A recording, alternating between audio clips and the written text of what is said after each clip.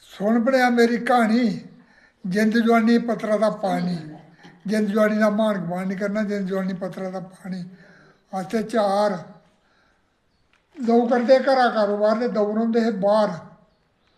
ਵੱਡਾ ਠੇਕੇਦਾਰ ਜੁਗੇ ਜੁਗੇ ਦਾ ਅਸਾਂ ਪਿਆਰ। ਵਿੱਚ ਕਚਹਿਰੀ ਪਏ ਨੇ ਕਰਦੇ ਗੱਲਬਾਤ। ਨਿੱਕੀ ਮੁੱਟੀ ਸਮੱਸਿਆ ਕਰਦੇ ਨਹੀਂ ਪਾਰ। ਬਿੰਦ ਨਹੀਂ ਖਾਣੀ ਹਾਰ। ਦੋ ਧੜੇ ਕਰਨੇ ਖੁਸ਼ਹਾਲ। ਰੱਤੀ ਨਹੀਂ ਖਾਣੀ ਹਾਰ। ਆਦਮੀ 100 ਤੇ ਭੋ 1000। ਬਿੰਦ ਨਹੀਂ ਖਾਂਦੇ ਹਾਰ। ਦੇਖ ਮਾਲਕਾ ਦੀ ਮਾਰ। ਆਉ ਰਹੀ ਆ ਤੇ ਤਰੇ ਹੋਈਏ ਸੁਰਗਵਾਸ। ਆਉ ਰਹੀ ਦਾ ਤੇ ਤਰੇ ਹੋਈਏ ਸੁਰਗਵਾਸ। ਅੰਦਰ ਧੀਆਂ ਭੈਣਾਂ ਰੋਂਦੀਆਂ ਮਿੱਤਰ ਰੋਂਦੇ ਪਸਾਰ। ਅੰਦਰ ਬਾਹਰ ਦੁਨੀਆ ਰੋਂਦੀ ਪੈਂਛੀ ਰੋਂਦੇ ਜੰਗਲ ਜਾੜ।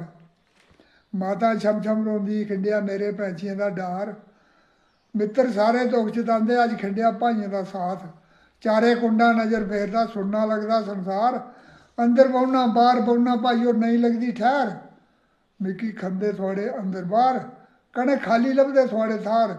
ਤੁਸ ਗਏ ਚਾਲੀ ਤੇ ਮੇਰੇ ਰੇ ਭਾਗ। ਥੋੜਾ ਕੋਈ ਕਸੂਰ ਨਹੀਂ ਮੇਰੇ ਆਪਣੇ ਕਰਮੇ ਦੇ ਹਿਸਾਬ। ਉੱਠੀ ਝੁੱਲੀ ਬਾਹ ਜਾਂਦੇ ਪਹਿਲੇ ਮਿੱਕੀ ਨਹੀਂ ਦੱਸੀ ਸਲਾਹ। ਉਸ ਗੱਲਾਂ ਭਾਈਓ ਰਹੀ ਦਾ ਪਚੋਤਾ। ਲੌਕੀ ਅਬਰੇਸਾ ਗੁਜ਼ਰ ਗਏ ਮੇਰੇ ਵੀਰ। ਮੇਰੇ ਸੀਨੇ ਲਾਈ ਗਏ ਤੀਰ। ਉਜੜ ਗਈ ਮੜੇ ਦੀ ਕੁਰਬਾਨੀ ਮੇਰੀ ਪੇਸ ਨਹੀਂ ਜਾਂਦੀ ਭਾਈਓ।